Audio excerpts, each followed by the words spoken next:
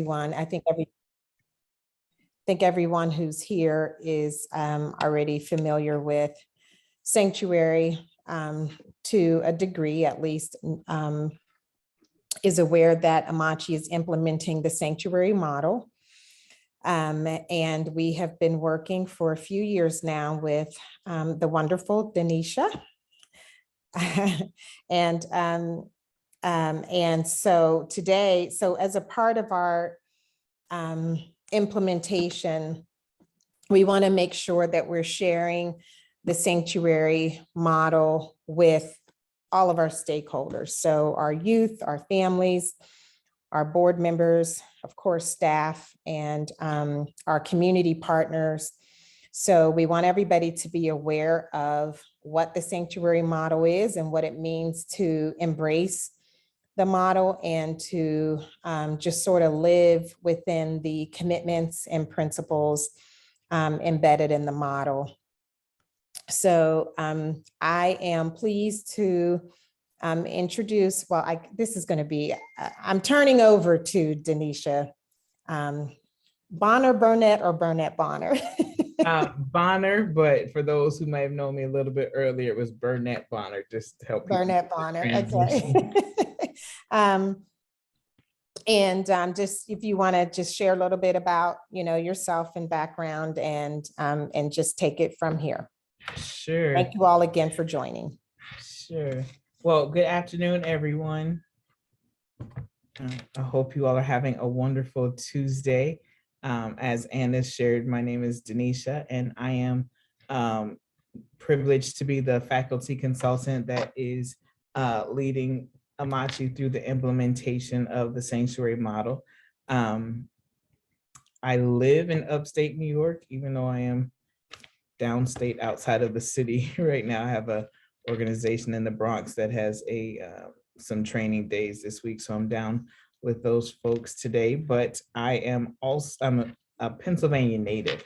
So I was born in Meadville, Pennsylvania, and I lived in Connersville, Pennsylvania until I was about 17. And then I moved to Cincinnati, and I spent the next 21 years in Cincinnati. I moved to upstate New York about 4 years ago, but I'm always glad to be with Amachi, and anytime I get to go home and get a little taste of home in Pittsburgh and the surrounding area. So I'm really grateful to be the consultant that is working with Amachi through this implementation. When I am not doing sanctuary training, I am by profession a licensed professional clinical counselor. And I have a private practice, and I do therapy, individual and family counseling, licensed in Ohio, New York, and Michigan, and probably soon Indiana and Kentucky, because there's a lot of need and a lot of people need help. And until they change the law, you have to get licensed in all these states. But so yeah, all things trauma, all things helping people, whether that's people at an organizational level or people just individual one-to-one, I think either way, it helps to change our world. And so the work that Amachi is doing with the youth and families is absolutely inspiring. As a clinician, having worked in both correctional facilities, as well as community mental health and outpatient, I know what happens or what lies in front of us if there isn't early intervention. So again, the work that Amachi does is priceless to try to change the trajectory of young people and their families based on what is happening, particularly with their parental incarceration. So grateful to be here with you all. I want to put out a disclaimer that this condensed amount of information would usually be something that would be a 40-hour course. So some of the staff, like Nicole, just recently went through like a 5-day, and Anna did it probably in 2019, I think. So I'm not going to be able to go into all of the depths that is the model, but hopefully enough to bring some more clarity or an enlightening, as well as I'm grateful to see people like Sam and Yaz and Nicole and Casey and Anna here, because they're also becoming resident experts, and I know that they'll be able to continue the learning even after our 2 hours together are finished. So that's my disclaimer, that I know that we're not going to be able to go into all of the concepts, all of the philosophy, but definitely want to give you an amuse-bouche or an appetizer or something to hopefully satiate the sanctuary hunger, but also leave you wanting some more and opening up space for others to pour in and give that to you. So with that in mind, additionally to being a therapist, I went to school to be an English teacher. So I know good teaching requires opportunities for learning. So please stop me at any point if you do have questions.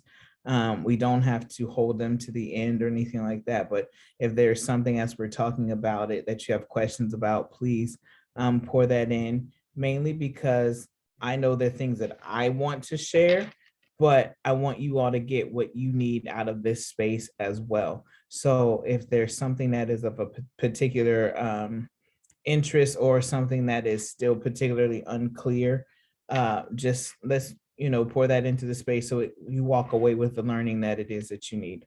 And then my last disclaimer is I am on the hotel Wi-Fi. So I've paid for the extra bump to make sure you get the kind of free one. And then if you are a member, you can pay for that top tier. So hopefully we won't have any difficulty communicating. But if we should, someone just put it in the chat if at any point you can't hear me, or if it gets blurry or goes out or something like that. The gift of technology is that it works until it doesn't.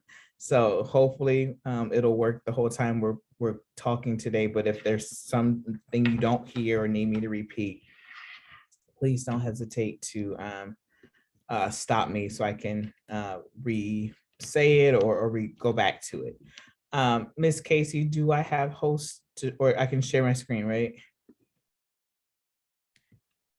Yep, there we go. I think you should be able to, or correct? Yes, thank you very much.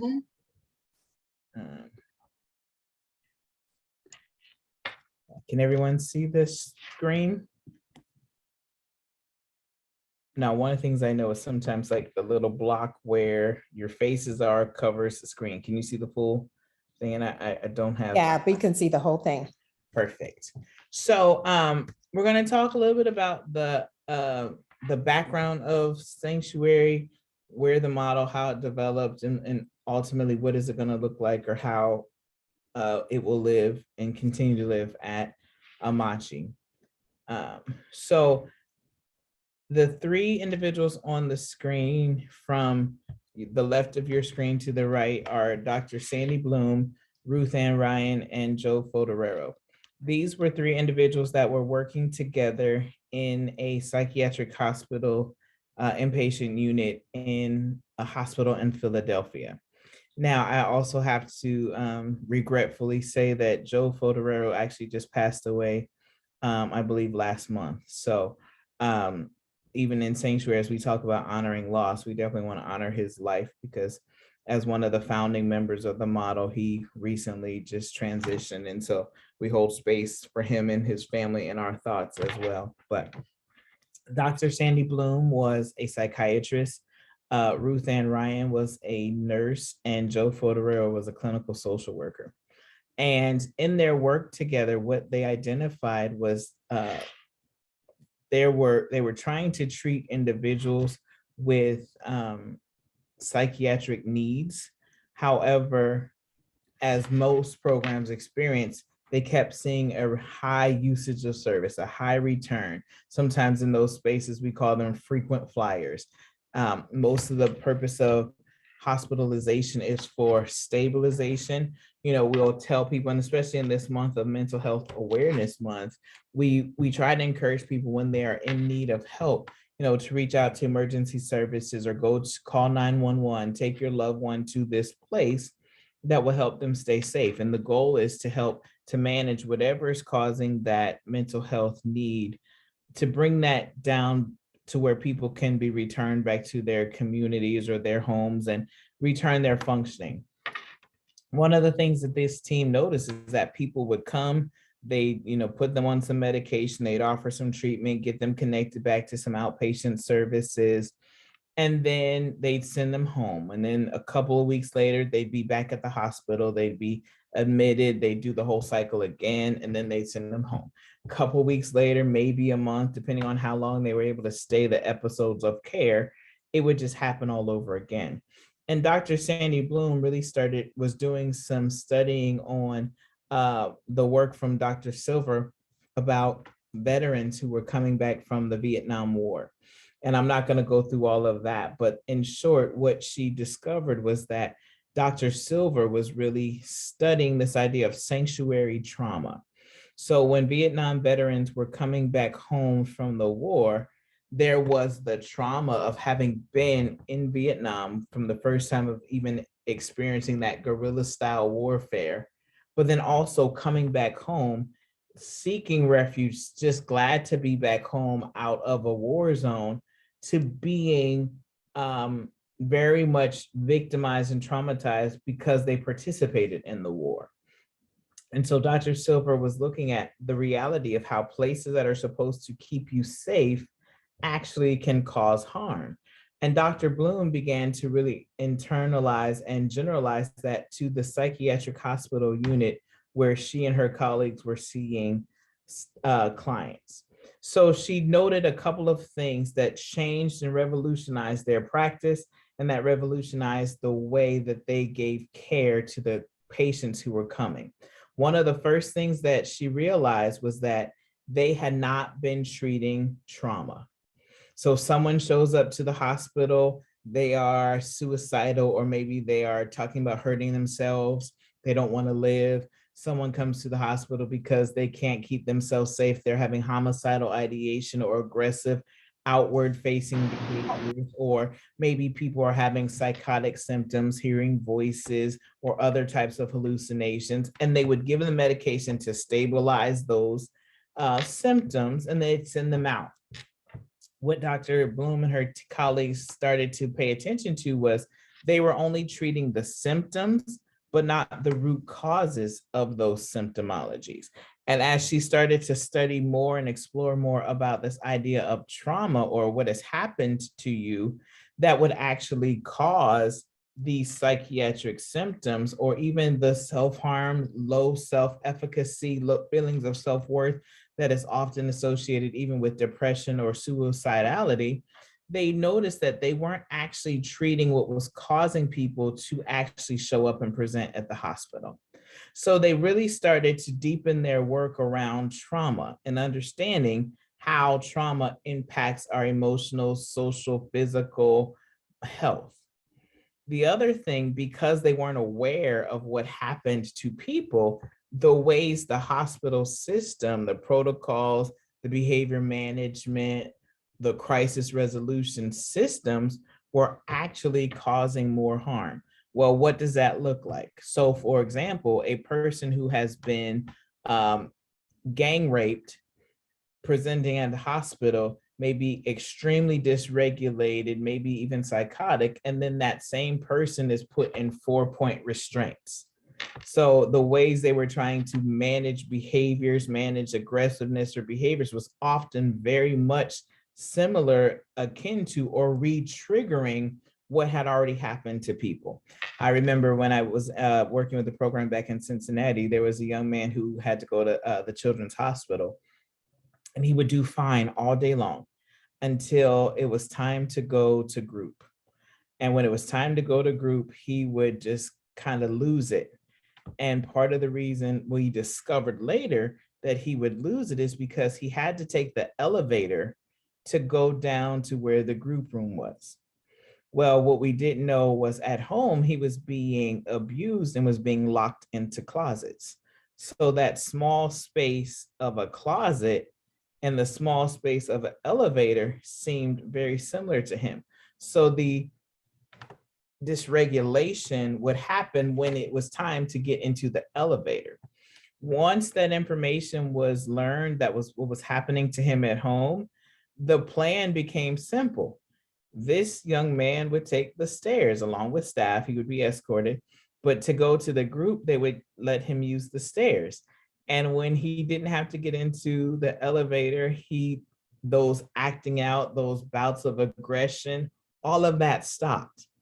And that was an example of what happened even in the hospital, as Sandy and her team noted how staff, whether that would be security, other nurses, other behavioral health technicians, all the people who worked there, because they didn't know the nuances of people's past, they were doing things unknowingly, based even on their training or probably whatever mechanisms were in place, and they were actually causing more harm than they were helping.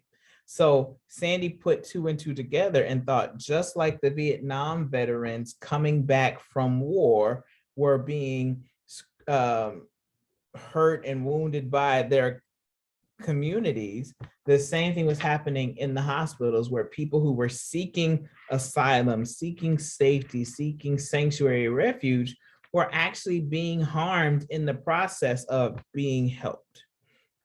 So she started to change her practice and really started employing methods that would assess for trauma, then responding with therapeutic interventions to deal with that trauma, but also really challenged the unit to change their practices that were actually more traumatizing and less therapeutic.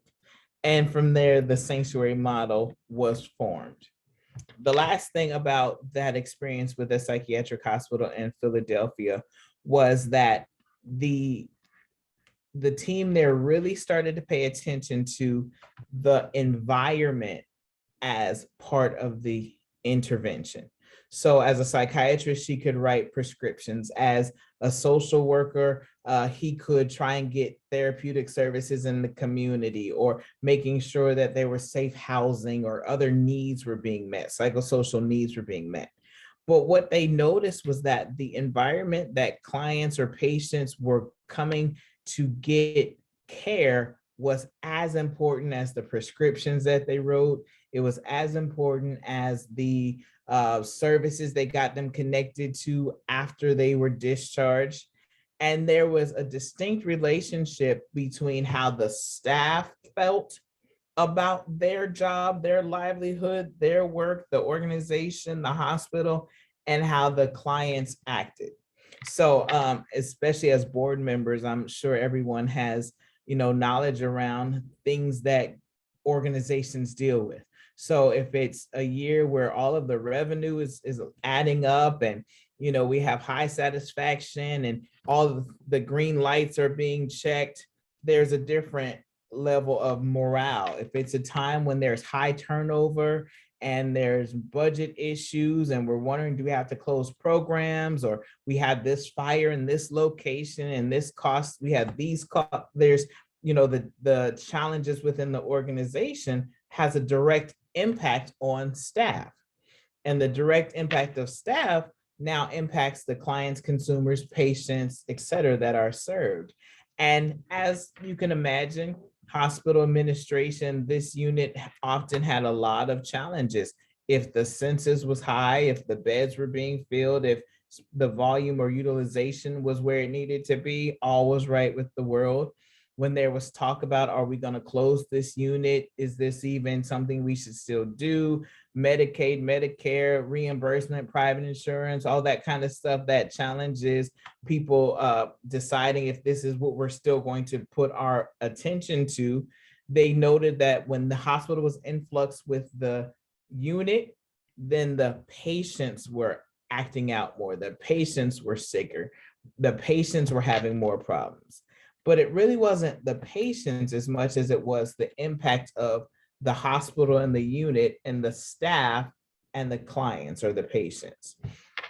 So a part of this model now incorporated this third prong, that one, we need to treat the trauma in the client. Two, we need to make sure that we don't re-traumatize clients when we're trying to provide intervention. And three, the environment matters. How staff feel in connection to the organization has a direct response on the outcome of clients, consumers, people who receive our services. So from there, the model was formed, and she identified 4 pillars, or the team identified 4 pillars. Those 4 pillars are trauma theory, the sanctuary commitments, also referred to as the 7 commitments, the pillar of self, and the last pillar of the toolkit. Trauma theory is the foundation of everything that we do inside the sanctuary model. Sanctuary is built on, and even though we call them 4 pillars, I like to think about the foundation, and then the other 3 pillars or the other 3 concepts are the house that we erect. So trauma theory is essentially what happens to our brains and our bodies when we experience stress. There's a lot of ways we can think about this. One of the best examples that I can think about is, has anybody ever been in a car accident? Okay, so even if it was a minor car accident or a severe car accident, that had an impact on you, right? Especially when I'm driving. My husband had a car accident about 4 years ago where he rear-ended someone. And every time he gets close to a car, and up here in New York, I mean, Pittsburgh, I think y'all got us beat in terms of crazy drivers. So much so I don't even drive when I'm there. But every time he gets just a little too close to the car in front, I hit my brake on my side of the passenger side. That's a response that happens from that experience. I don't have to think about it. I don't tell myself, hey, brace yourself, hit the imaginary brake. That's just something that happened as a result of that car experience, that thing. There are parts of our brain, which we won't have the opportunity to go into today, but in specific, the limbic system that helps to keep us alive. Some of us have heard those phrases, the fight, flight, or freeze response. That comes from our limbic system. Our limbic system, it triggers this stress response. And trauma theory is just basically knowing what the stress response is and how that shows up in our everyday walking, waking, living lives. That's the way our brain keeps us alive. It scans, it keeps you safe, it's paying attention, and then gives you the things that you need to survive, right? So if a runaway car is coming towards you, you either gotta be fast enough to get out of the way or strong enough to kind of think about Hancock, the movie with Will Smith, where he could just like, push it back with one blow. None of us have that superhuman strength, so we better be able to get out of the way. The reality is your brain has that stress response even when it's not a runaway car.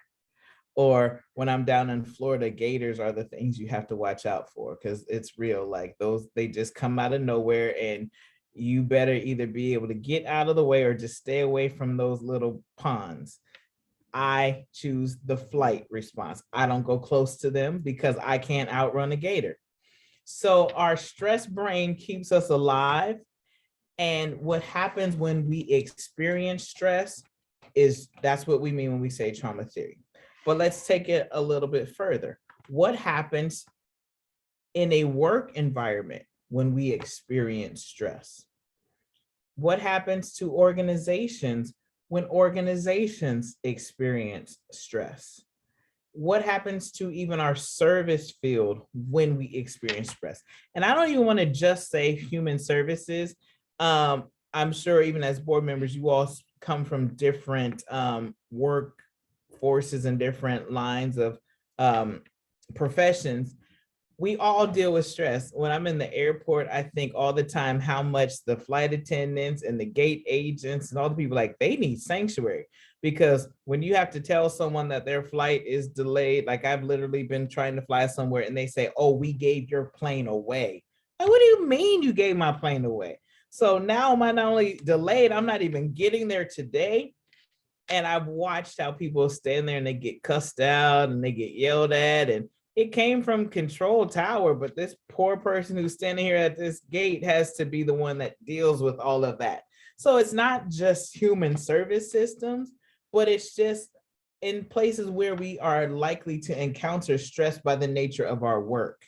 So when we say that sanctuary is about understanding trauma theory, it's about understanding what happens to our brains and our bodies when we feel stress. So go back to that example that I used about a car accident. when you feel like you're getting ready to be in another car accident, or you see something crazy happening, even if you're not in the car, like you watch an accident getting ready to happen, does anybody notice their heart starts beating really fast? Or you gasp, you kind of hold your breath, like, and you maybe start sweating, or you get a little nervous. For me in the car, I had to turn the heat probably down because all of a sudden it just got super hot. For some of us, we got to turn the radio down. I don't know why we got to turn the radio down when we get lost, but that stress kind of starts getting there. And a minute was cold, but now you're hot. That's your body doing all of the things that it would need to do to keep you alive. Again, whether that's give you the strength to run, give you the strength to lift that car up off of that 3-year-old child, or whatever it is. It's your sympathetic nervous system giving you the ability to stay alive. Now, the crazy part about that is that happens when we get an email, when we get a text message. I hate how Microsoft and other software give you that ability to mark things high priority, and it comes in red. Sometimes for me, it's also when I get a text message that just says, hey, we need to talk. Anybody have those kinds of moments where that information comes through and it's like, what did I do? What's about to happen? What's going wrong? That's trauma theory. So one of the things we know about the brain is it flags things that appear to be a threat for whatever reason. PNC has this wonderful fraud alert detector thing where anytime you use your bank account, it'll give you a little text message, right? That some money was spent. And I forget that Netflix is connected to that, or I forget that Hulu is connected to that. So I'm in Canada and I see a little alert. And the first thing I think is, who's used my card? Who has my number?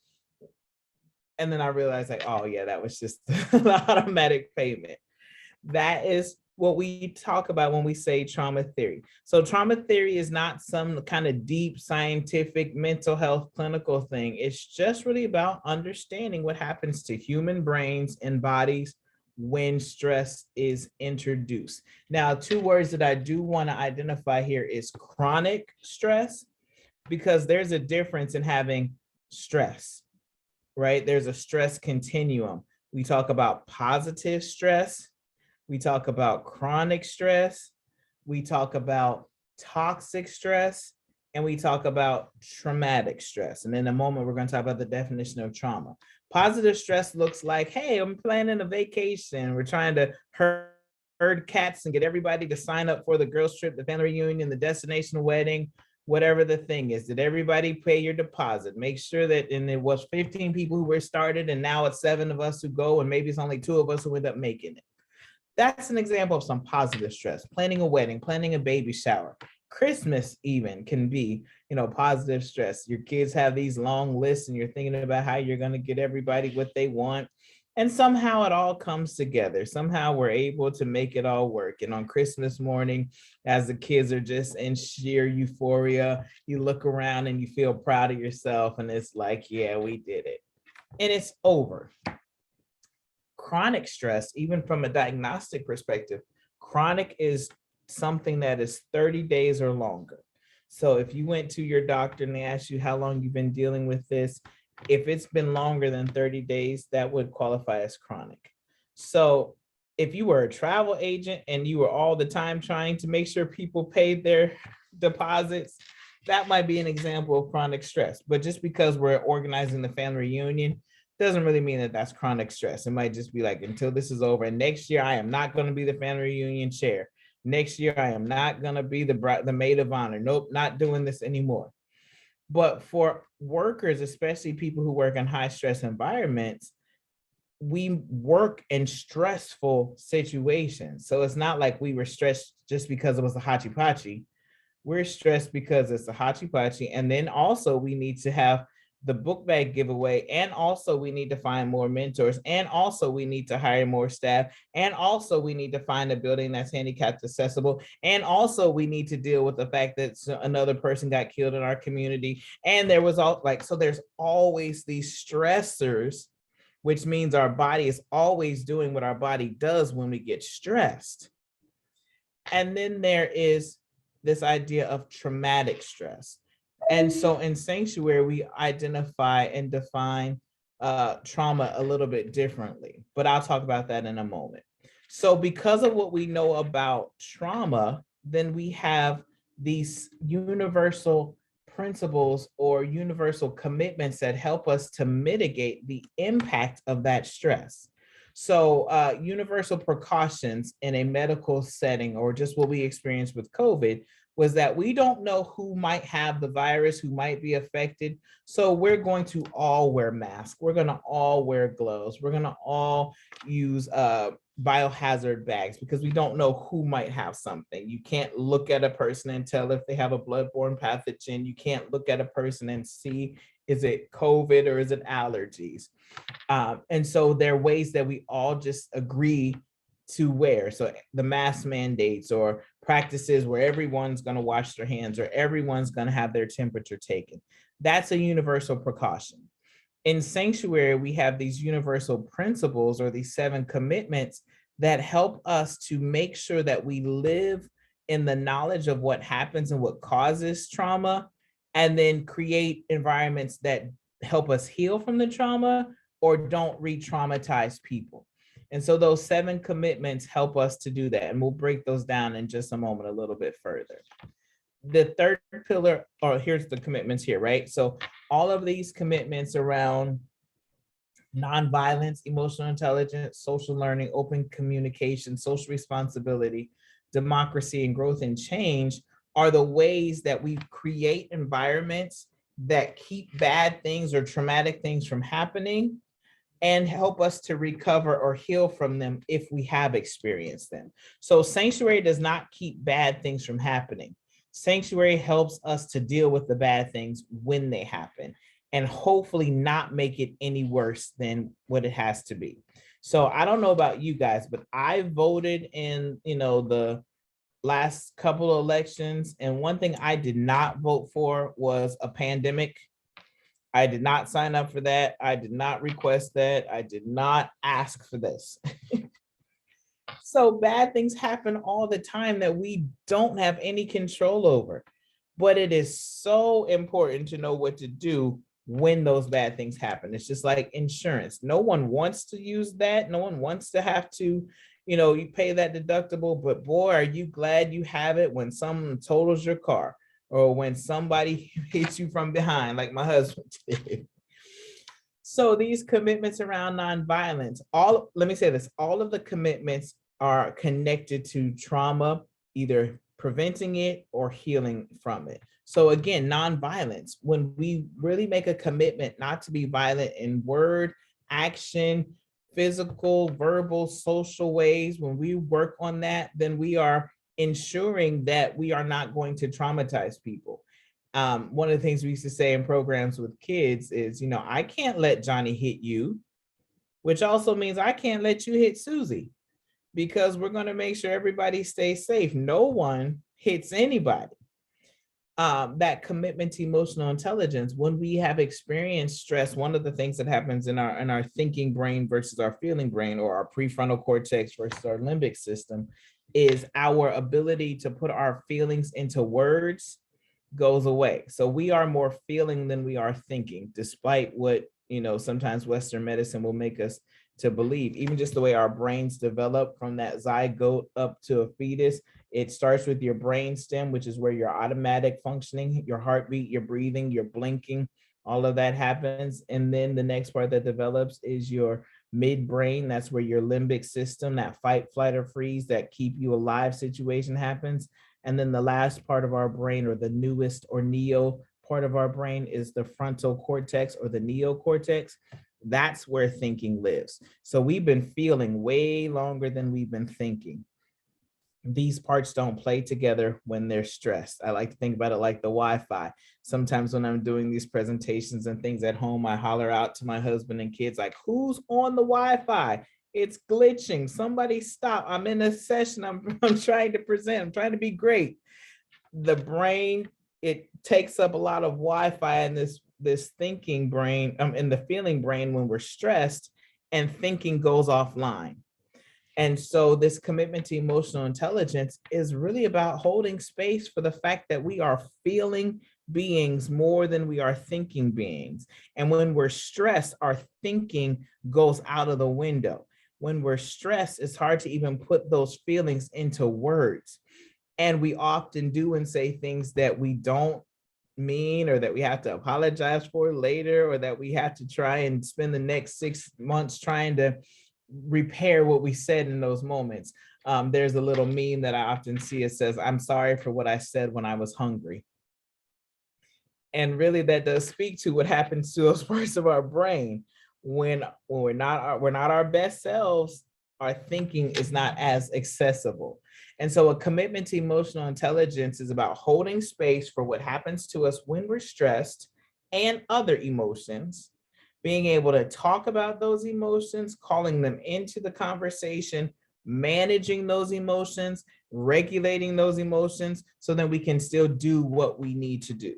The other part about this emotional intelligence part is, for many of us, we have been told that there is no space or place for emotions in a professional place, or that you have to be able to leave home at home. And, when you get to work, you should be able to just disconnect.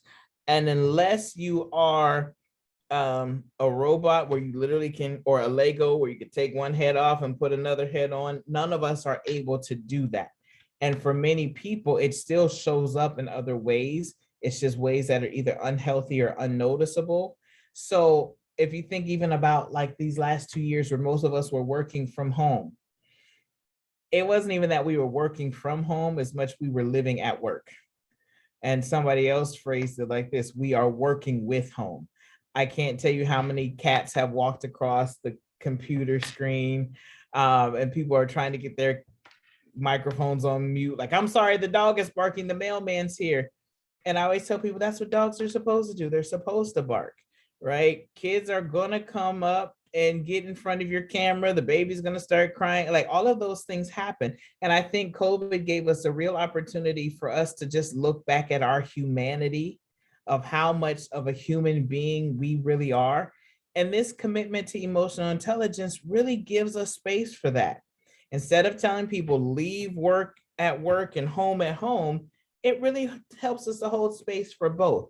Yes, we still have to do all of the things that we have to do for our profession, but we can do it with a little more knowledge and a little bit more empathy and a little bit more grace, which also now reduces the stress. And we know what happens to our brains and our bodies when we're stressed. So this commitment is built on knowledge of trauma theory, and then the best way for us to show up and how we do that. Social learning is just that. We learn from each other. Each opportunity is a learning opportunity. When people have experienced trauma, especially trauma that is of an abusive nature, you better not make an excuse. You better not make a mistake. Rather, if you do something wrong, that generally comes with some sort of punishment. If you don't clean up your room right, or if the toy was left there and you got a spanking or a beating or a whipping or whatever area of way we want to define it, making a mistake is not allowed. Now, the interesting part about human beings is the people who maybe had these experiences grow up and they survive and they have real resilience, and they come to work. And they come to work at places like Amachi. It's always amazing to me when I used to teach at Xavier, I would ask people what made them want to be a counselor. And I would say at least 75% of the people would say they wanted to be a counselor because there was someone in their life that helped them. So they went to counseling themselves. They were in foster care. They were in the system. They had a case manager, social worker, something. And their passion to want to give back is why they came into this field. Now, if you have a history of never being allowed to make mistakes, if you have a history of getting into trouble or being abused when you did something wrong, that shows up in how people are professional, right? How they respond to criticism or feedback at work. It shows up into their feelings of self-efficacy and competence. And so this commitment to social learning means we can actually keep learning. We can make mistakes and not fear punishment. I'm sure Anna and I have talked about this many times. I know when I was a director back in Ohio, one of the things that I used to say all the time is, I'm a really nice person. Why is everybody afraid of me? If you call one of the staff into the office, the first thing they think is, what did I do? Am I in trouble? That has so much to do with people's history, not their current reality, but they bring that into the moment. And so creating an environment that allows for mistakes, that allows for learning is absolutely different than probably what they experience in their other either professional spaces or even their personal lives.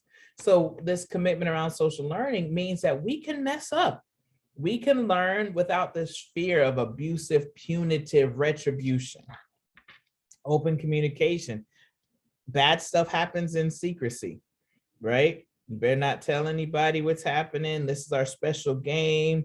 Don't tell anything. What happens in this house stays in this house. We don't air our dirty laundry. All of that kind of stuff that keeps bad things happening in families and that causes trauma.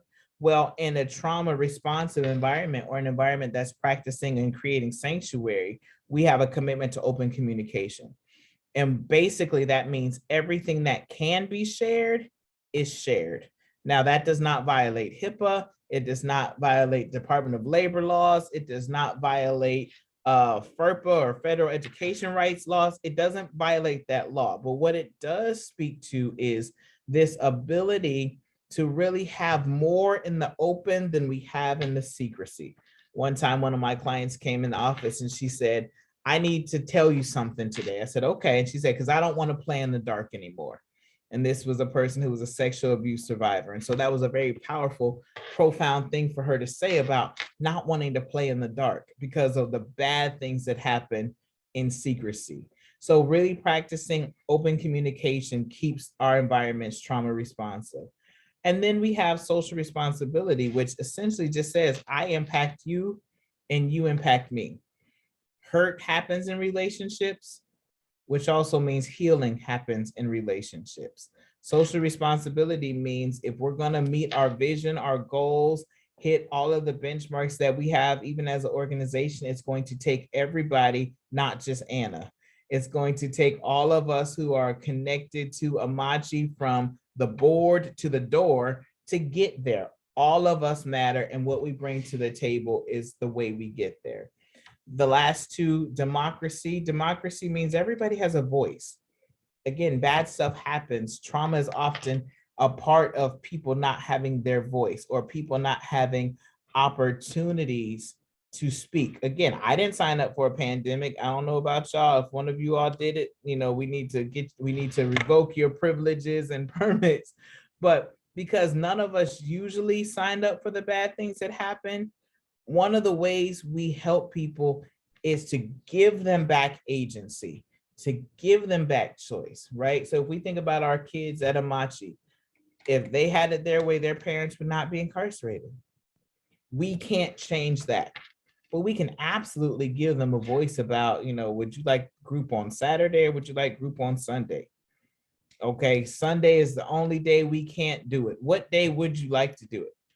Okay, do we want blue or do we want pink? It's small things that empower people and that give them back some of their agency and their voice. And that's what the commitment to democracy is. And when people don't feel heard, they find a lot of maladaptive ways to get heard, including calling the board, calling board members when they feel like they didn't get what they wanted in the staff meeting, then they come to y'all. Now, one of the reasons I'm lifting that up is because it's important, even as we talk about sanctuary, just how does the board fit within what Amachi is trying to create? And so understanding trauma theory, which means what happens to brains and bodies when they're stressed, what are the symptoms, what are the behaviors that come from that? And then what do people do that's often maladaptive? I know one of the things that they do, because again, I've been a human for a while, as well as being on boards, working in organizations. When people don't feel like they have a voice, they will try to assert their power wherever they can, even in ways that are maladaptive. And then this last commitment is growth and change, right? Trauma often keeps us stuck. We get stuck in patterns that are maladaptive. We repeat them. Grandma was an alcoholic, dad was an alcoholic, I'm struggling with addiction, and my kid is actually, got caught vaping in school, right? These patterns. And if we're going to break those cycles, we have to teach people a different way, which connects back to that commitment to social learning. But also we have to hold out hope for people that they can change, that they can grow within the right environment of nurturing and care and love. People can actually grow and change. We know that trauma impacts our brains, our developing brains, which then also impacts our bodies and our systems, our organ systems in our bodies. But what we also know is the brain can heal itself. That's called neuroplasticity.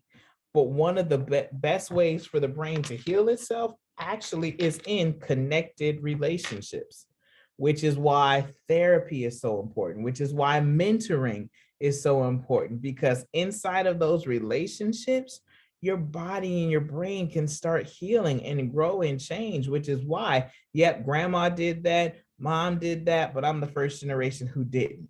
I'm the first one in my family who made it, right? That's that power of growth and change. And in an environment that's practicing sanctuary, we're able to see that growth and change in the lives of not only the clients, the families, the consumers, the youth, but also in staff and anybody, any of the stakeholders, and anywhere that the river or flow of sanctuary were to touch. Any questions about any of this so far? Any comments? I know there's been some comments in the chat, but I want to take a pause and just see if there's any questions or anything.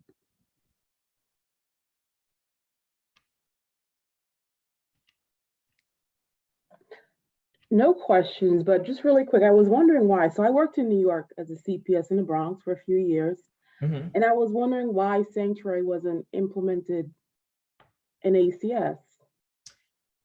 I can't speak from a New Yorker. I only can speak from my outside perspective. Okay. But one of the things that I've seen about ACS versus the Office of Child and Family Services, seems to be a very distinctly different system.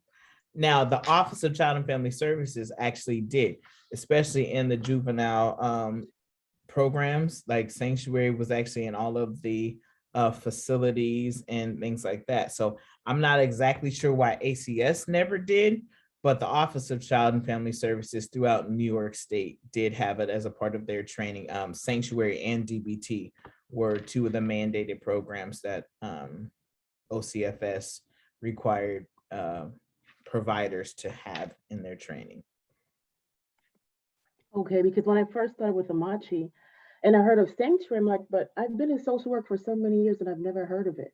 And this is something that I think should be implemented in every program, to be honest. I would So I was just agree. thinking about that. Yeah, I had a couple of, so I'm down here because my school is in the Bronx. I'm Cardinal McCluskey. I don't know if you're familiar with them, but they're a faith-based program that has a charter school now as well. Now, and they wrote it in part of their charter for the school that they would be trauma informed and that they would use the sanctuary model. So I don't know if ACS has just left each entity up to decide if that's, if that's what they wanted to do. But I was working with another program there as well, but there's no mandate from ACS to utilize a trauma responsive model. Okay, it's just still really surprising knowing that it's the largest agency in New York City and the families that CPS workers work with, like they experience so much trauma, and I'm just sitting here like, but yeah, okay, thank you. No problem, thank you. Any other questions or comments? I just wanted to ask you, Danisha, because I listened to this book by Bruce Perry and Oprah Winfrey called What Happened to You? Absolutely. And it seems like it's very much aligned with what you've been talking about. And I was wondering if I found it really useful. So would you recommend that book? Yes, and if you go back in the book, or maybe in the beginning, I don't know if you listened to it on audiobook, but Bruce Perry actually talks about and references the sanctuary model and the Sanctuary Institute because he was revolutionized by the work that Sandy and her team did. So if you kind of think about 6 degrees of separation, when Oprah Winfrey was trying to figure out about not only her work, her organizations, her philanthropic work, she reached out to Dr. Perry to say, okay, you're the person I know who understands trauma. And Dr. Perry says, yeah, let me tell you what I've learned from Dr. Bloom and the Sanctuary Institute. And so they co-wrote that book together. Thanks. Thanks. I can put it in the chat if anybody's interested, but I found it really useful. Yeah. Somebody, my friend was asking me, she's like, oh, so you met Oprah? I'm like, not this time. I'll be in the next book. So, and again, if you have other questions, please don't hesitate to stop me. But the last two pillars that are a part of the sanctuary model and the framework is this pillar of self. And self is something that will probably come very close to you all as well. And this is our problem solving framework. It is the way that we think through, plan for, assess, evaluate anything, consumer or kid related or organizational related. And these 4 areas basically mean that these are the things that we assess and look at to prevent something from being traumatic, or when something has been, to help us plan for recovery from that. So an example, let me say this, there are 4 types of safety. And so there's physical safety, moral safety, social safety, and psychological safety. You will never have physical safety when you don't have psychological safety. I feel like it's a cop-out sometimes, especially as a mental health professional, but whenever we have some situation of mass shooting or something like that, one of the first things they always bring up is that the person had mental health issues. That is that realm of psychological safety. So again, if people aren't safe within themselves, what they think about themselves, what they think of their abilities, their efficacy, their place in the world, how they talk to themselves, that inner dialogue, that voice, do they know what's coming next? Do they have what they need? All of that kind of stuff lives in that realm of psychological safety. When people don't have that psychological safety, you will never be able to have physical safety. Social safety is, am I safe with the people that I'm around, right? That gets into even equity, diversity, inclusion, belonging, right? Do people see me? Do they care about me? Are they going to honor things that are important to me? Do I care about the people I'm around? Do I honor them? Do I see them? That's that social safety. Moral safety, is it safe to do the right thing? You know, in Walmart here in New York, they drive me insane. I walked in today to get a bottle of water before I got on the road, and I had to stop and show them my receipt. And one of the things that I said, how did y'all let a man in Texas walk into a Walmart with several assault rifles and shoot all of those people, and you stopping me about this Carmex and some water? I don't understand that, right? Is it safe to do the right thing? Here in New York, we had a mask mandate, and I remember walking into Target and hearing the little greeter, you know, had to say to big, burly people, sir, you have to put your mask on, and being yelled at, I don't want to wear this mask, right? You know, but her having to still do the right thing, one, because it's her job and that's the law, you know, that's moral safety. Is it safe to do the right thing? Is it safe to speak up when people aren't doing the right thing? Someone is fudging hours on their timesheet, or someone is saying they spent more than they really did to get more reimbursed. Like, is it safe to tell someone what's happening that's not right? And then, of course, physical safety. Is the building safe? Is the street safe? Is the community safe? Am I safe around you? Are you going to hit me, hurt me, right? So when we use this framework of self, and sometimes we make it a verb that we want to self this, we want to assess it and run it through these filters of safety. We want to think about our emotions, because remember, as human beings, we have emotions. We're more feeling than we are thinking. So we want to put words on that experience and call that into the conversation. We want to talk about our emotions. We want to talk about and try to assess potential losses or real losses. And then we want to think about the future. What does this look like for the future? What do we want the future to look like? How do we create the future that we want? So that feels kind of nebulous when you just hear it run down. But let me give you an example of what this might look like. So I just was over at our campus here before I came to the space, and we were having some conversation about making changes to how we utilize, like how we make reservations when we need to travel. And so a decision looks like they're going to just use one particular software instead of another. And so the safety issues around that is what happens when I land, as I've done many times in Pennsylvania, and gotten stuck in the State College Airport or the Philadelphia Airport. What happens in Philadelphia when it's 12 o'clock and they've canceled my plane and I have to drive from State College to, or Philadelphia to State College, or in one case, I was going from State College to Pittsburgh and the flights got canceled. So what happens in that? What are the safety issues of driving down 322, which I absolutely hate? 79 I can handle, but 322, I'm crying and praying the whole way. What are the safety issues when the plane doesn't make it where it needs to go? One time they gave me a little rental car. It looked like Steve Urkel's little car from Family Matters, because the dollar amount of how much a car rental can be, that's what, and even today they wanted to give me a Ram 2500. I'm like, I am not driving that in the Bronx. Like, there's safety issues that are a part of that. And even when I had to drive from Philadelphia to State College, my psychological safety, I had to do a lot of self-talk.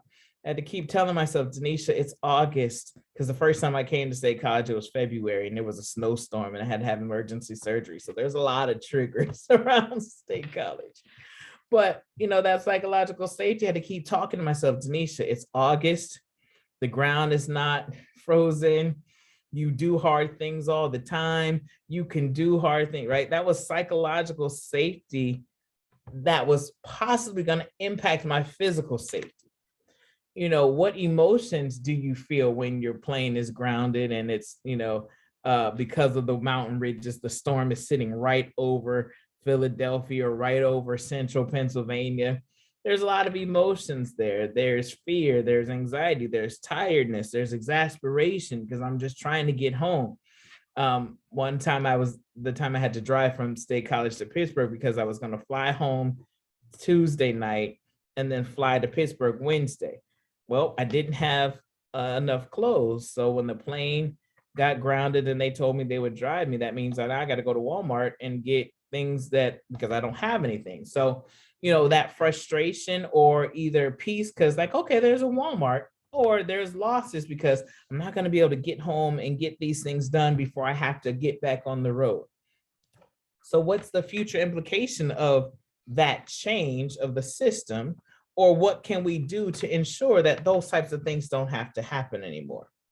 So I'm using that as an example of how sometimes as decision makers, it helps us to think things through differently or deeper than maybe what just looks like, well, Concur expense software is $300 a month, and this American Express software is $500 a month. Let's go with the Concur. Well, does Concur give us these options to do X, Y, and Z? What might we lose if we do this? Are we going to use Microsoft 365 or are we going to use Zoom? Well, we're spending too much money, so let's cancel everybody's Zoom accounts and let's just have people use Microsoft. That's in the budget. Well, let's think about what losses we'll have if we make that decision.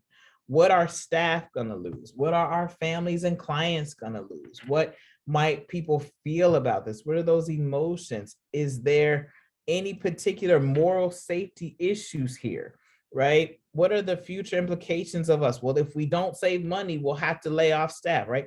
That's the conversation that generally would happen even at a decision-making level.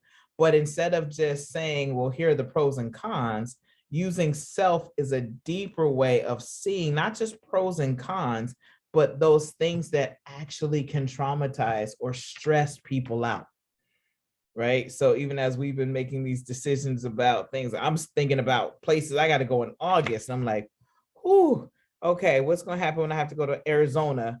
And if the plane gets canceled, how am I going to, like, those things that maybe are not affecting us right now, but the future may be in effect. Does this make sense around how self lives and helps us to live our trauma responsive philosophy?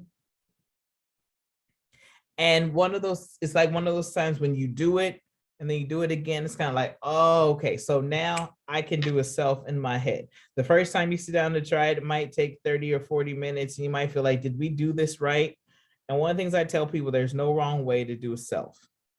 If we are getting people talking about emotions, if we are trying to assess and plan for loss, if we are trying to think about the future, what could happen if we do, what could happen if we don't, if we're thinking about all the ways that people might either have safety or lose safety, then you're not doing self wrong.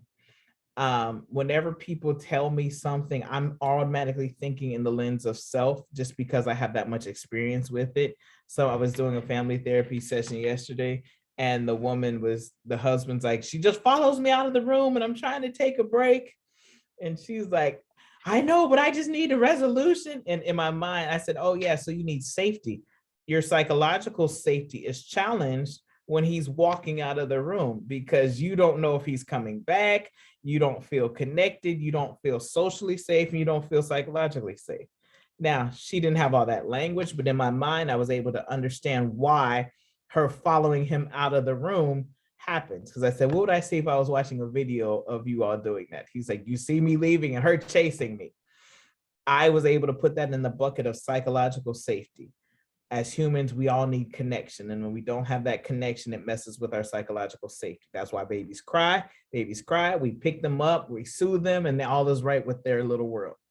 So the more you use self, the more this language becomes a part of your, or the more it's on your radar, the easier it is to start to put things in the bucket. So how do we do that? We have actually, artifacts and signs and things. I really encourage you all to put this even on the banners of your agendas and things like that. So when you're trying to make decisions, that you can start to think, what are the emotions? What are the potential losses? What have we lost? What are the safety issues? What's the future? Boards will make decisions about, are we moving from this location to another location? Well, what will we lose if we make this move? What will we lose if we stay here? What are going to be the losses to the staff? What are going to be the losses to our community? Is it on the bus line? Will they be able to get there for people, right? We want to think about our decisions in the lenses of these 4 areas. And then the last pillar is the toolkit. And these are our rituals. These are our practices. These are the ways we actually operationalize things that are part of trauma responsive interaction. An example of that is training. The fact that we're having these 2 hours today where I'm teaching you about sanctuary makes you that much more aware of it, and it raises your ability to coexist and do what you're being asked to do. So I always say you can't ask people to meet an expectation that you haven't given them. Training is the way that we communicate ideas, thoughts, we change culture, we tell people what is expected of them, and then we hold them to that standard of learning. Having different types of meetings with specific focuses are the ways that we live out this. At the board level, some of the things that you will probably see most often, we want boards, especially to be certified, we want board members to have a self-care plan, because we understand the impact of the work. We understand how stress impacts our body, our physical selves, our emotional selves, our mental selves. So we make plans for that to actually mitigate that impact, and we call that a self-care plan. We have safety plans, which are ways that we regulate our emotions. And the way I think about safety plans and self-care plans are thinking about taking your multivitamin versus taking an antibiotic. When you get strep or you get some, maybe bronchitis, you go to your doctor, they give you an antibiotic, and after about 10 days, it clears the virus in your system. And then we take our multivitamin every day, or we take echinacea, or we drink our orange juice or whatever to help us stay at our more optimal levels, to make us less susceptible to even getting a virus. So for me, sleep is a necessity. We all have different needs for different reasons. I am an introvert, which by nature really just means we can be drained by people. Extroverts tend to get energy from people. Extroverts process out loud, generally with people. Introverts process internally, then share. Being an introvert doesn't mean that you don't like people. It just talks about how people experience energy of other people. I like to think about it like a cell phone. I take my phone off of the charger in the morning, it's at 100%. The more I'm on it, the more I use it, the more games I play, or the more the navigation system's on, it's going to drain that battery. So by the time I get back home, or maybe about 6 or 7 o'clock, it's about at 34%. I physically am like that. I wake up in the morning refreshed, meeting after meeting, training after training, therapy session after therapy session. By about 8 or 9 o'clock, my battery is at 0. I look at my husband sometimes and I'm like, I need less words, or just hush. Like, take that out there. You and the kid, go over there. Or I'm going in this space because I have hit my max. And sometimes he'll look at me, he'll say, you're done peopling for today. I'll say, yes. So my self-care is to make sure that I get a good night's sleep. My phone goes on do not disturb at 10 o'clock. So if I am asleep at 10, or if I'm not being interrupted by social media messages, email notifications, things that kind of can jolt you up. And so now I can wake up in the morning refreshed and handle my day. When I have not gotten my sleep, similar like that Snickers commercial, when it says you're not you when you're hungry. When I have not gotten my sleep, I am more likely to be agitated. I am more likely to be susceptible to just regular routine stressors than when I have gotten a lot of rest. It's in those days that I need my safety plan, because I'm probably going to get a little dysregulated. And what are the things that I need to do to manage myself quickly in the moment? One of the times we were here doing training, we were down at the Kingsley building, and there was a incident of what I would identify as police brutality, where there was a Muslim woman who had on a hijab and was being detained by the officer, and they snatched off her hijab. And so it was a very stressful and outraging moment for the 50 or so individuals who were there at the training, and then us as the facilitators. And so the next day when we came to training, we knew that we needed to process that, because we couldn't leave the building because of the way they had the building surrounded. And so in the next day, when we were holding space for people to share their emotions, I knew that I couldn't get involved in that. One, because we had been training and talking for like the last 4 days, so I was tired. 2, I know that that's an area of sensitivity for me around injustice and disrespect. And so I had to actively engage in my safety plan. And one of the things on my safety plan is to scroll through pictures, or like to look at Pinterest, and that helps me to get myself regulated. So while I needed to be in the moment, I needed to do something that kept me from having an emotional expression or behavior that was not going to be either professional or helpful or whatever. So when I am well rested, I know I am less likely to need those activities on my safety plan than when I'm not. So that self-care helps me stay going. But if I do have a moment, then I have the safety plan. So we have both, right? And so as board members, we expect that you all will have your safety plans, that you'll have your own self-care plans and things like that, because if anybody deals with stressful stuff, you all do. You may not do the in and out work with mentors and kids, but when we're talking about making decisions that impact the lives of people in the community, that's a high stress job. I've been on boards before, and even, had to tell them there's no money to pay you all this week. That was a stressful board meeting. And then getting calls from the newspaper and all those people like, what do you know about how long the money? I don't know anything, right? That's a stressful position, even if it's not the same stress that the case managers deal with. So we want you all to have even more training. We want you guys to have your safety plans. We want you to have your self-care plans, to even participate in what's also known as red flag meetings, which is a meeting that we have that might require some quick attention because it's a critical incident. Depending on what the nature of the incident, you all as board members may be asked to come and participate in one of those.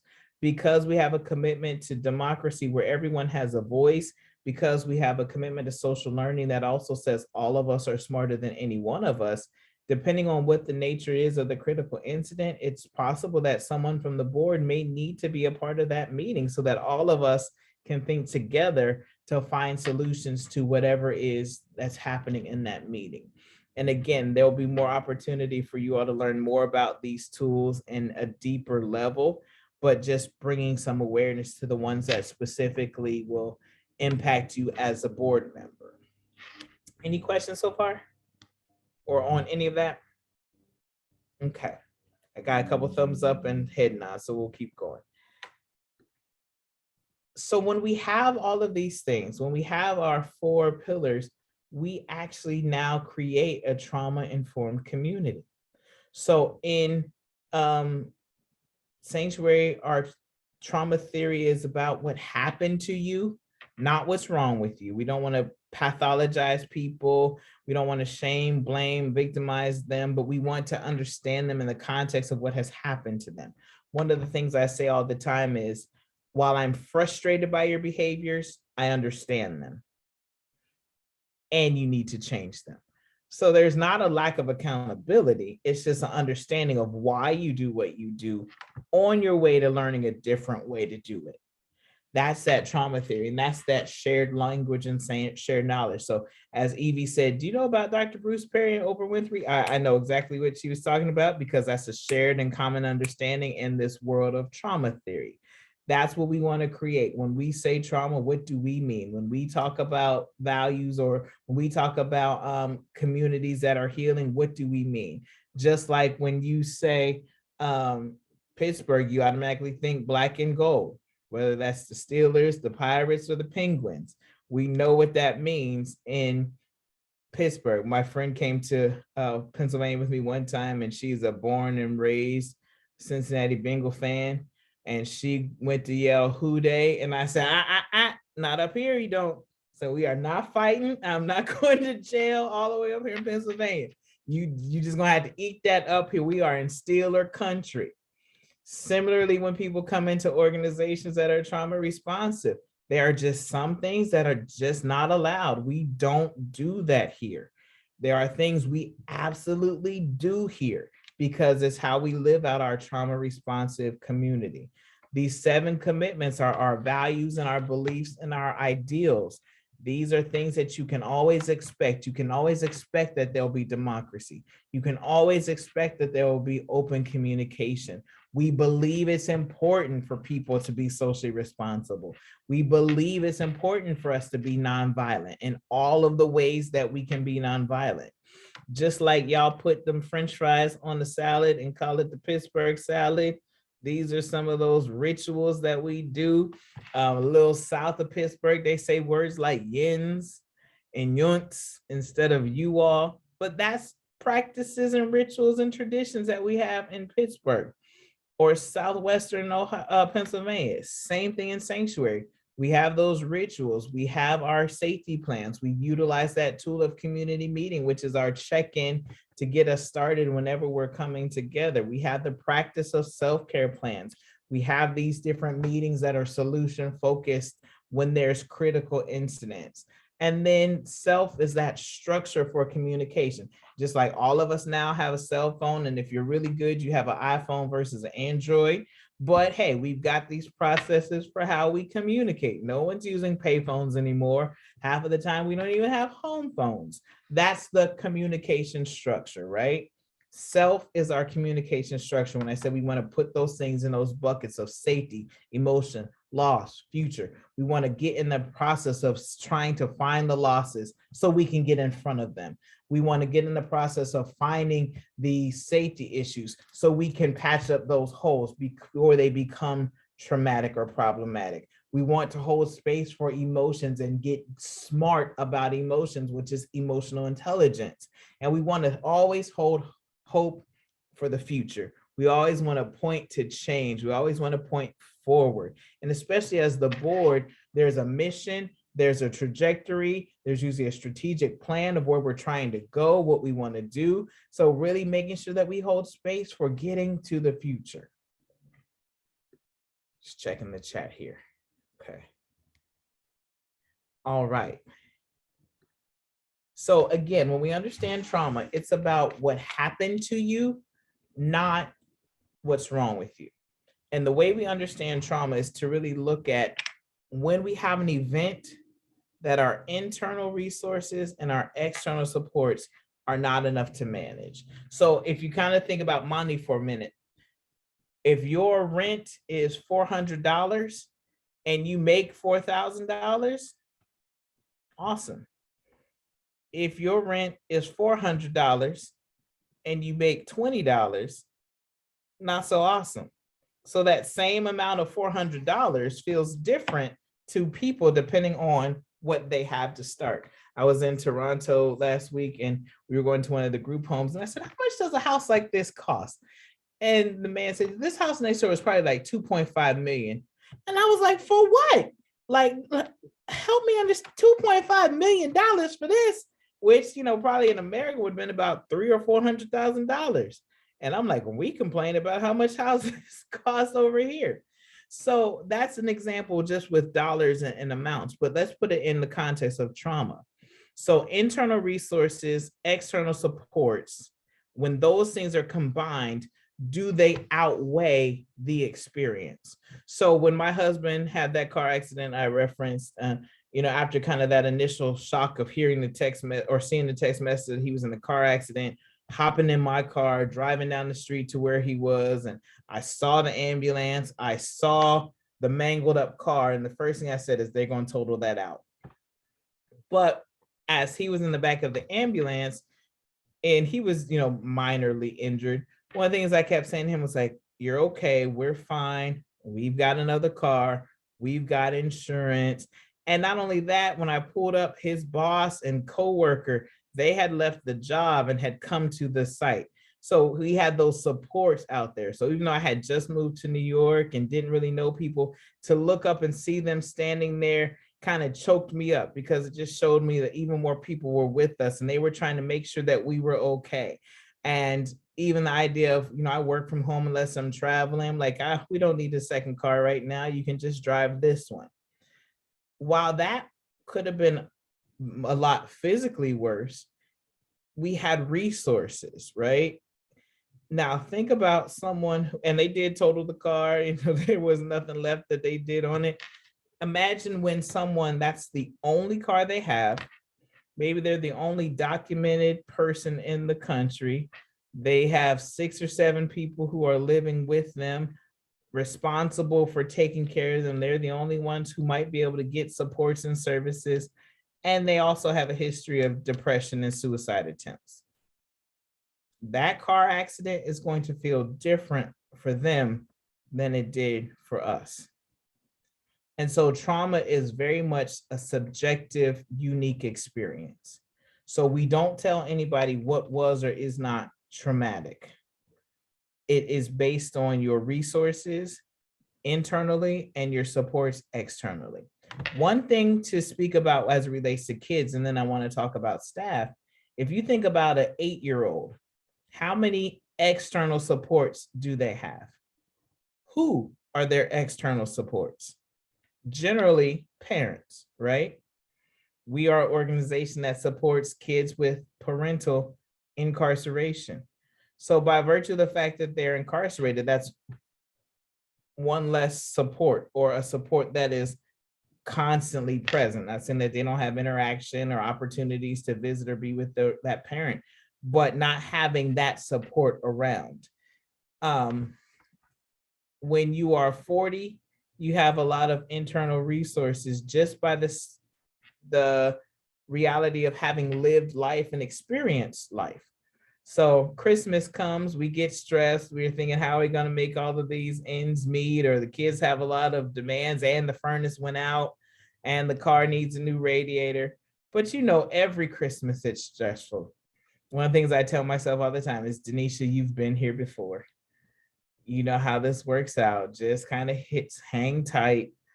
It'll be summer before you know it, because I hate the winter too, right? So I know every year around fall, I just got to hunker down and deal with it. But when you've never had that thing happen to you before in your life, that first time, you don't know what to make of it. Think about kids again. They've not seen some of the things that you see as you continue to live. When I was a kid, the older people in my life used to say, just keep on living. You think you know something now, just keep on living. Well, when you're 7, you think you know it all. That reality of internal resources, your education, your intelligence, your personality, your willpower, your tenacity. Are you a timid person? Are you a shy person? You know, those kinds of things are your resources. So when you're 4 or 5, you don't have a lot of resources. So here comes that external event up against limited resources. The reality of that thing having that traumatic impact is high. For staff, when you think about staff, what are some of their external supports? Their jobs, their coworkers, of course, friends and families. Maybe it's also their benefits. A lot of people will identify their coworkers and their supervisor as a support. Now, what happens when that job is also the external event? Whether that's because of budget cuts and program closures, or unhealthy relationships between coworkers and staff, coworkers, as well as in a supervisory relationship.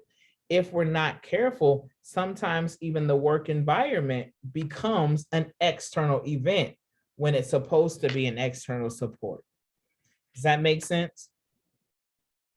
So when we think about creating these trauma responsive communities, it's really important to see all of the roles that the environment plays on not only clients and consumers, but as much as it does on staff. The other part that I'll say is staff come to work with these histories. The thing that I've gotten a little bit skilled at in doing, whether it's because of my work as a professional or supervisor or just my therapeutic work, I can kind of calculate people's ACE scores just from context. So for example, the 10 questions, one of them is, was anyone in your family incarcerated? So just like with our kids, that's automatically a 1 on that ACE score. And the score for the basic one is 10. So 1 out of 10. So if you're talking to a staff person, they're like, oh yeah, my dad was in prison all my life. That staff person has a 1. And as the more they talk, they might say, yeah, my mom was strung out on drugs. That's another one of the ACE scores. That's a 2. So you can almost kind of guess what people's ACE scores are. And one thing we always say is you're not your number, but it is important to understand the impact of those experiences, those adverse childhood experiences, that's what ACE stands for, on the developing brain and body. But it doesn't just stop impacting you once you're 18 and you're legal and you can vote and you can drink and all those kinds of things at 21. And those staff come to work and they bring that trauma with them. And often what it looks like is they bring the drama with them too. But we want to swap out that word drama and really think about trauma and really move from looking at people in the context of what is wrong with you to really understanding what has happened to you.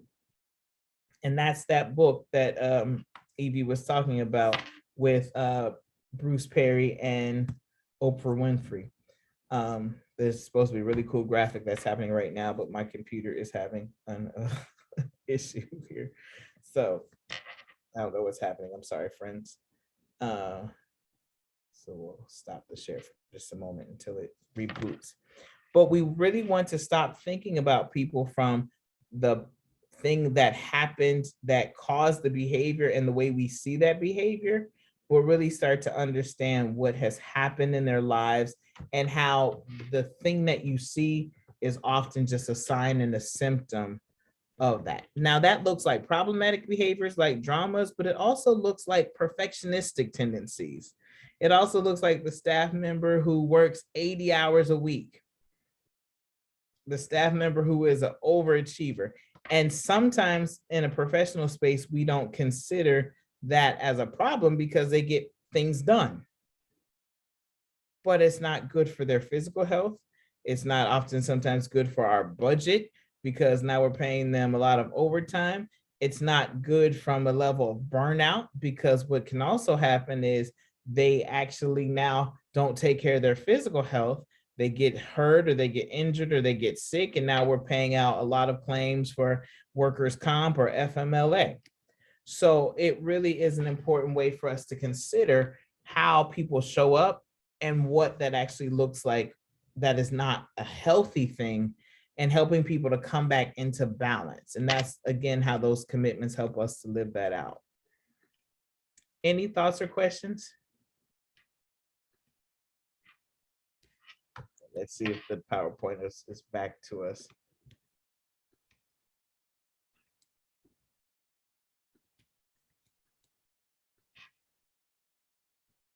So when we're using this understanding of trauma, we don't think about people in the context of what has happened to them, but thinking about, what is wrong with them, but thinking about what has happened to them. So what does this look like on an ongoing basis? If someone shows up very, what I would probably deem as disrespectful or aggressive, even in the grocery store, people are maybe having an attitude, or driving down the highway, someone cuts you off. Normally we would say something like, man, what's wrong with that person? I like to play a little assumption game in my mind. I like to think about all the things that are happening to them that's causing them to show up this way. So I'm like, well, maybe he just got a call that his wife is in labor and he's racing down this highway because he's trying to get there and he doesn't want to miss the birth of his first child. Maybe it's been a high risk pregnancy. I don't have any proof either way. So instead of saying how terrible he is and how much of a jerk he is and how, he should get his license taken, and I hope he get, because that's only going to make me even more furious. If I lean into being a little curious and just think about, I wonder what's happening in his world. Sometimes I tell myself this all the time, something is happening that I just do not have information about yet. And as one of my training people said, that I borrowed it from her, she said, while it's happening to me, it's not about me. Knowing that we all have something that is happening in our lives and it's impacting how we're showing up. Now, like I said before, I understand your behaviors and you still have to change them. In our professional spaces and even in the work that we do with our clients and families, we understand a lot of things have happened to them. And our path forward, our pointing to the future is we have to learn better pro-social ways to respond to what's happening to us. So in Sanctuary, we have those two universal beliefs, or two sanctuary beliefs, is that adversity is universal. Now, like we said, the way people are traumatized by events might be different because of their starting points, but we all can relate to adversity. People called COVID the great equalizer. Now, I still don't know that that's 100% true, but I'll let it be for the moment. But we all had to sit inside 2020. I love Christmas only because of the extended shopping hours. I love to be able to go to the mall at 10 o'clock at night if I wanted to. Stuff being open till midnight. During Christmas, we didn't even get to 6 half the time. We all had to figure out how to work from home, or, some of us went without being able to see loved ones. And sadly enough, people had to say goodbye to loved ones and not be able to do it in the company of family or in the traditional ways we used to. We all felt the impact of that. At first, I thought it was happening everywhere else, but this past weekend and looking at our checkbook, we are all feeling this impact of the gas rising. I was driving by somewhere the other day, it said $6.89, and my heart just sunk. There's chicken shortages, or there's baby formula shortages. We're all feeling this impact of what's happening. That's the universality of adversity. So my struggle doesn't have to be yours. My challenge doesn't have to be yours, but we all know what it's like to feel that. And since we all know what it's like to feel that way, then we create environments that help us to manage that, whatever it is. And then the other belief is that it's not about what's wrong with someone, but about what's happened to them. and also what's happening to them, because everything that is going on in people's life is not old. You know, yep, this happened when I was 7, but let me tell you what's happening right now. I'm going through a divorce, or my mom is sick, or, you know, we're about to lose our home. Like, stuff is actively happening to people. And we call that compounded trauma, or we call that complex traumas.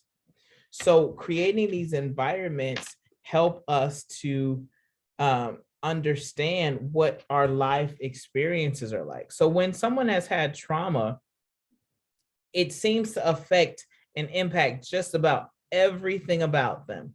The way they think, the way they respond, the types of relationships they choose to be in, you know, how they deal in academic spaces, what types of jobs they get.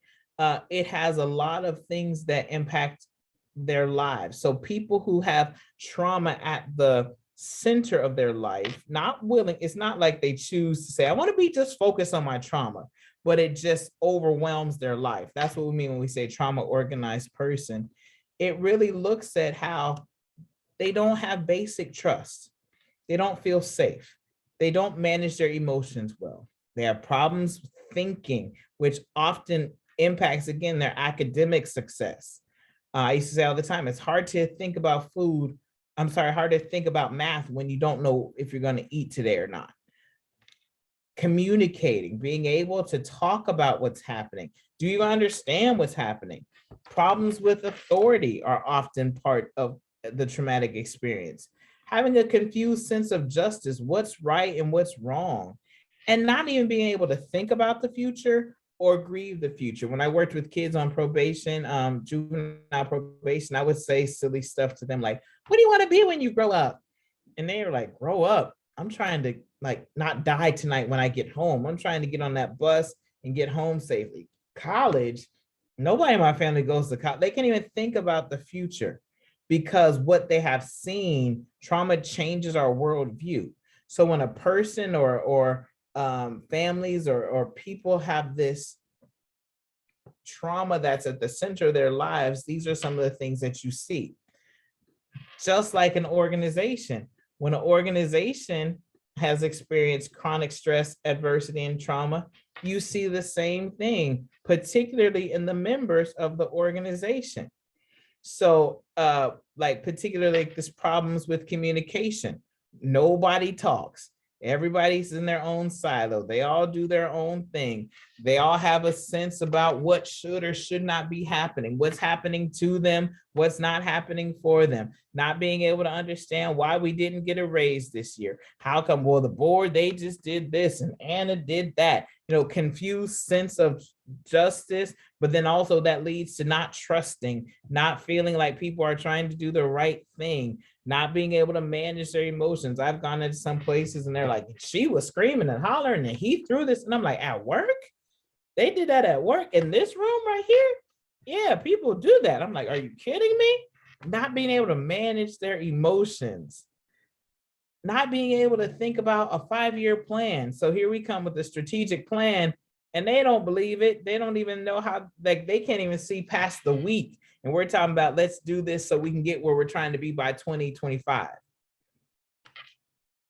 Looks very similar to a person who has had trauma or a family that has trauma, organizations that have dealt with stress or that have unresolved trauma and adversity at its center. It looks very similar. Well, when we actually apply the principles of sanctuary, I'm sorry, this is having some challenges. Each one of those commitments that I mentioned before actually work to mitigate those things. So if we have a lack of basic safety and trust, that's why we have to have a commitment to nonviolence, to rebuild relationships. When people don't understand their emotions or they don't know how to manage their emotions, that's why we have a commitment to emotional intelligence. Because people often will have difficulty thinking. Remember, the thinking and feeling brain don't play well together. Our commitment to social learning helps us to learn how to do that, as well as to get our thinking back online. Our commitment to open communication, especially modeling that communication, helps people to learn how to actually talk and deal with things. Democracy is for people who are commitment to democracy, helps us to manage the authority issues in our lives, right? When we give people some shared power, some shared governance, it actually helps them to recognize and respect people, the other people who have authority. Our social responsibility commitment also helps us when we don't understand how systems work or the justice, who gets to say what. They tell us what to do, us and them. No, we are the change that makes this happen. And then our commitment to growth and change helps us to actually envision a different future, but it helps us to actually contribute to building that future. Instead of waiting for people to do it for us, we are a part of the change that we actually need and want to see in the world. So, the process of sanctuary implementation is typically a 3 to 5 year process, depending on the size of the organization, depending on how difficult things have been in the past. And also, let's throw in a pandemic and social justice crises throughout the last 2 years. There are a lot of things that kind of felt many times, I just wanted to throw the timeline up in the air and just say, I don't know. Because we don't know what's going on from moment to moment, with just all of the things that are happening in our world. But typically it's, a 3 to 5 year process, because it really is about embedding these deeply systemic changes into the organization. I should have said this in the beginning, but I'll say it now. Sanctuary is not a training that you go to. It's an organizational change model. One of the things that makes Sanctuary different than other programs is it actually is an intervention for the organization that gets the organization to a healthy place, that ultimately creates healing spaces for the consumers that participate in services at the organization. And depending on how unhealthy or how traumatized the organization is, it absolutely does impact the length of time. Now, again, that was before COVID. That was before all of the, world being tossed in flux in 2020. But, and that's not dependent on the size of the organizations, because I have small organizations such as the size of Amachi that take as long as organizations that are 600-700 people. It really just is around a guided process of implementation, while still doing all the daily operations that need to happen, taking care of families, kids, etc., as well.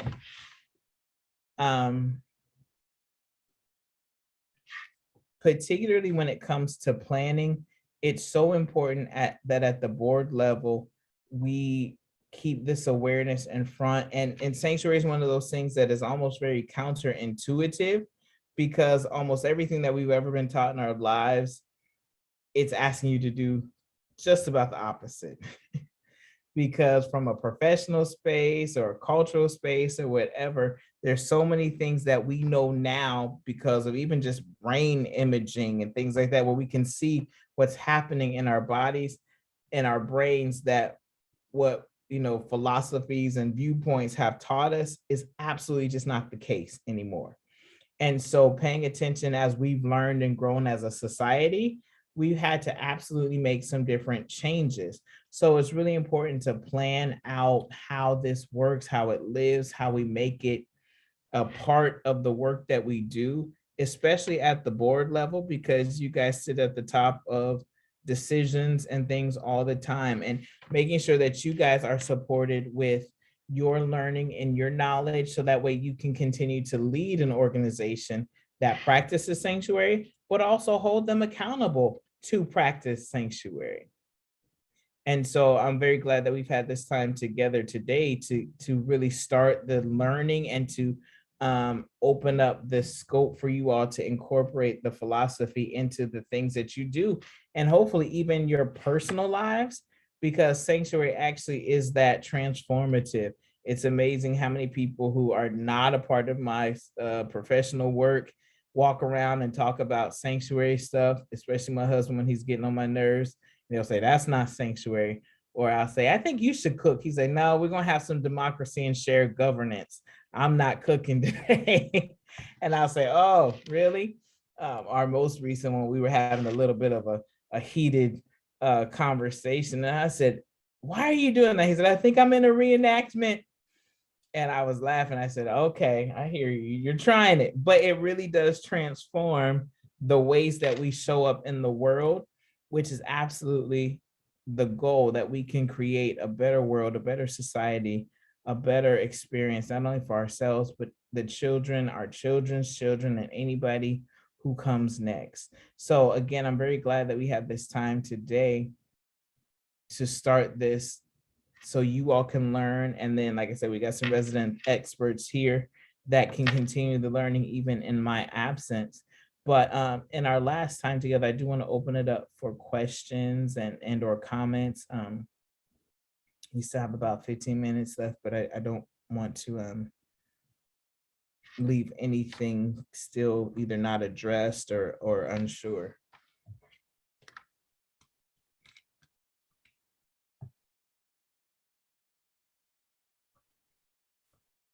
I have a question. Yes. It's nice seeing you. You had taught at another organization that went through prior to pandemic. So Really, I thought you looked familiar. Where were you? Where were we in that training? communities and schools, communities and schools. Yeah. So the question I had, this is good. I like this because this helps keep reinforcing. The question I had was more so towards Anna, is from the policies and practices and things. Has she gone through to see some of the things that need to come up to the board level to be able to start looking at maybe modifying? Because I know that in a previous organization I ran, we didn't have sanctuary, but we had a trauma-informed care, and we had to change a lot of things as far as how we ran the shelters and things like that cause angst among staff and things like that. What process are we in with Amachi with that? Are you asking me to answer that, or do you want Anna to? I was that Anna, or if you, I'm just curious because I'm new to the board, so I'll pitch it while Anna chooses. So part of the certification process in that third phase of implementation is actually a policy review where HR and that people who have that responsibility lead that charge, just like people who have therapeutic responsibilities look at the assessments, and intake coordinators look at intake, and so whoever has their individual responsibilities kind of leads the charge with the support of the organization, the core team, and then obviously the support from me.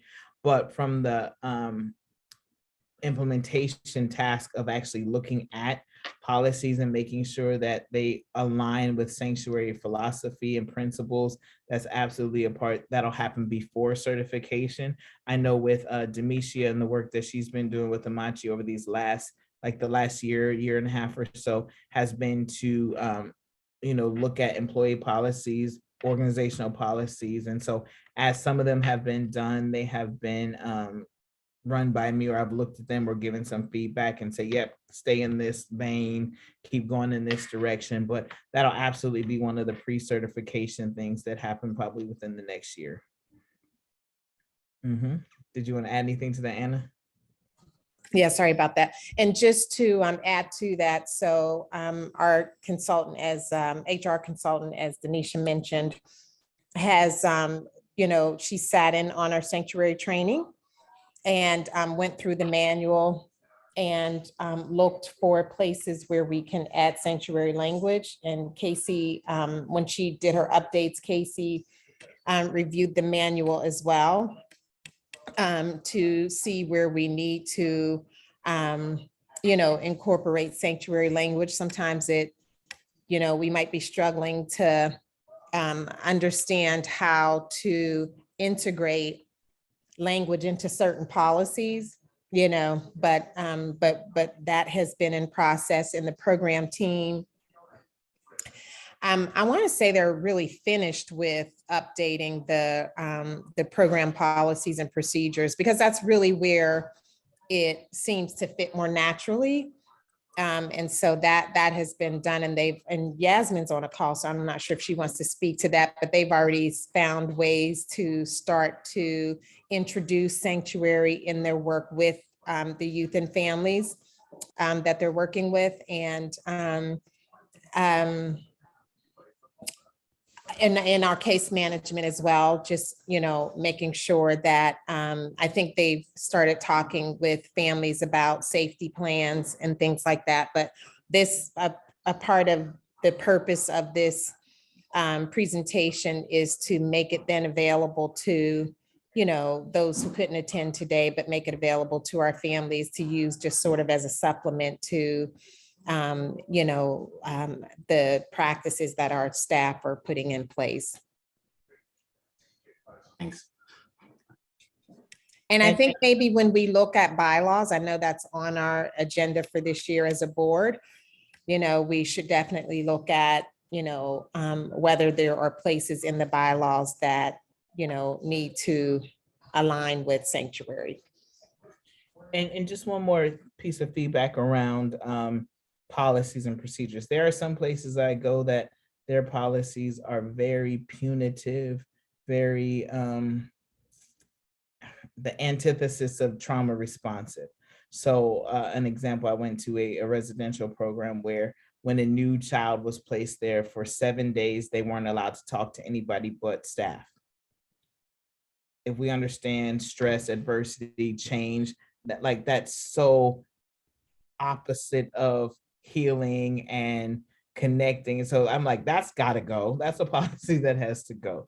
It's uncommon, but there are still some organizations that don't have a bereavement policy. So when we talk about honoring loss and understanding the impact of loss, it's important to see, is there PTO? Is there bereavement time? Is there whatever that happens for people when they experience loss? So those are the types of things that would probably even come up to a board level around making sure that there are organizational policies, whether people will say, do we have paid time off? Do we have sick time? Do we have mental health days, et cetera? Those are things that people show that they understand the trauma responsiveness.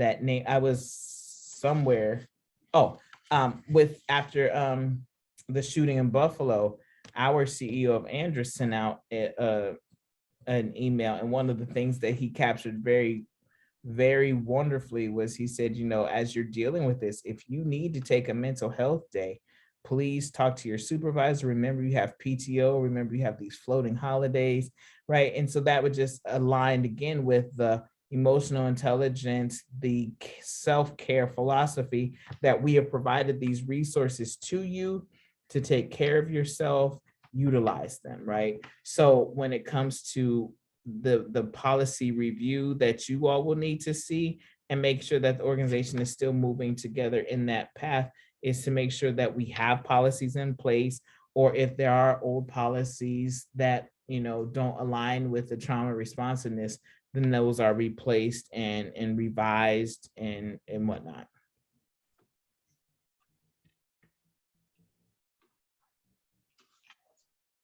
Are there other questions?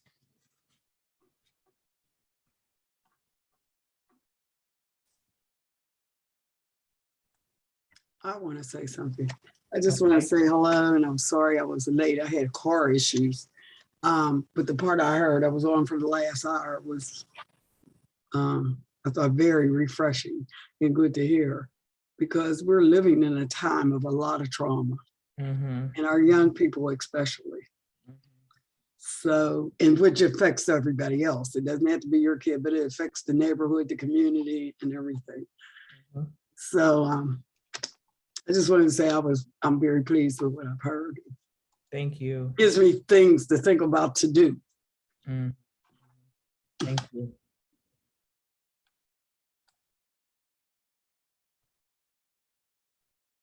So if there aren't any other questions, I'll just say this kind of last piece here, particularly as board members, what your connection and commitment to leading an organization that's practicing sanctuary where I always tell people, if you can't remember all of the tools, or if you can't remember all of the ins and outs, start with the commitments, right? How do you really embed those in your practices, your policy, your philosophy?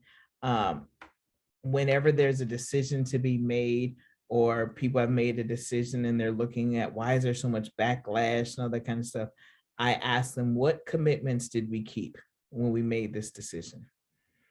What commitment did we violate when we were making this decision? So if it's like, oh, we made a decision about changing pay rates, who did we talk to? Did we get enough information, right? So democracy means everybody has a voice. Doesn't mean everybody has the vote. You all that say, for example, the board members, the 8 or 9 of you all might be the ones that have to make the actual decision, but your decision should be informed by talking to people, right? If we're talking about changing job descriptions or job positions, what do we need to learn about the people who have to do this job? Or what do we need to learn about this thing, right? That's that commitment to social learning. How do we do this in the most emotionally intelligent way possible? What's the social responsibility here, right? So I always ask people, just try and start thinking about the commitments. And, then the next level up is even thinking about, using the self framework and really thinking about before you have any decision. And Anna has some resources. I'll get more to her if she needs them, but the way to utilize even the self framework. So we have a decision to be made. Before we make that decision, let's run it through the grid of self. Let's think about emotions. Let's think about loss. And sometimes let's start with the future. What are we got an opportunity to get $50,000 for this funding. Let's self that, because all money isn't good money. We might be getting $50,000 and it's going to cost us $5 million in resources to navigate that $50,000 grant. And when it's over, we're going to lose even more because, right? So let's self it. What is our hopes that this $50,000 will do? And then maybe we see, is it actually possible that we're going to be able to do all of that with this $50,000? How might that change Sam's job or Yasmin's job if we have this $50,000 grant? Will we need 7 more people? How long will those 7 people be able to be a part of our community? What happens when this grant goes away? So selfing it, like looking at the losses, looking at future, safety, emotions, right? And really getting in the habit of doing that. And also then practicing some of those tools, like having those safety plans, having this self-care plan, starting your board meetings with community meetings. And I know you guys will need some training about what that looks like, but there's wonderful trainers who did a wonderful job preparing for this back in March. So I know that they have the skills to teach you guys even about those other aspects of the toolkit, and really bringing that in to enhance the way that you all serve and support Amachi. Again, having been a board member before and having organizations with boards, I know how important it is that you all are present. And I'm assuming everybody does this from a volunteer space, and everybody does it because you believe in the mission of Amachi, and this is a way that you continue to give back and serve. So I don't think anybody is wanting to do a terrible job or do it. It's just making sure that you have the resources that you need. And not only that, that you are a part of something that's healing and giving life back to you as you are serving and supporting the mission. So I appreciate you all's time today. Thank you for, I don't know if this serves as like your monthly meeting or not, or if you added these hours to which your already time commitment was. I just speak as a person who is moved and passionate about the work. I appreciate that you all have given this time today and just the ongoing work that you do to support Amachi. Absolutely. What she said. Thank you all for this. This is an extra. This was not a standing meeting. So I do appreciate, and we were very pleased to see how many of our board members responded. And to have some of our parents join us too was just wonderful. And it's really good to hear feedback too. So Miss Debbie and others have been putting some feedback in the chat, so we appreciate that. Like I said, this has been recorded, so it'll be available, Gail, if you wanna, you'll get a copy. So if you want to listen to the beginning, that'll be great. But we'll make sure that other folks have access to this as well. And as we continue to learn and grow and build, you know, build out our sort of base of support around sanctuary, build our sanctuary community. Yes. So thank you all again for joining. Okay, thanks. Thank you, Thank everyone. you very much. Take Thank care, you. everyone. Okay.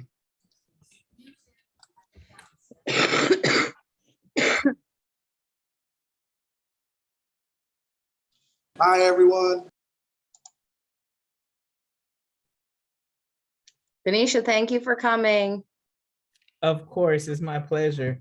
I'll talk with you soon, okay? All right, have a lovely evening. Thank you again. I appreciate it. All righty, bye. Bye.